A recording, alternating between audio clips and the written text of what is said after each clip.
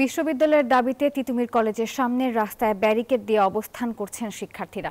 দাবি না মানা পর্যন্ত পূর্ব ঘোষিত Barasat barricade two north city কর্মসূচি চালিয়ে যাবেন তারা।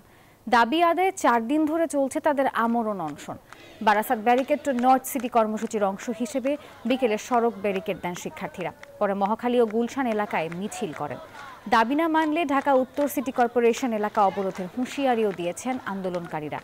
কাল ভোর থেকে আখেরি মোনাজাত শেষ হওয়া পর্যন্ত কর্মসূচি স্থগিত রেখে আবারও আন্দোলন করবেন তারা।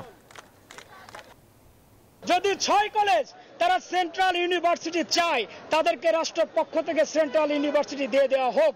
তবে তিতুমিরের দাবি সেই প্রথম থেকেই বিশ্ববিদ্যালয়, স্বতন্ত্র বিশ্ববিদ্যালয় এবং আমাদের এই দাবিতে আমরা অনড় থাকব।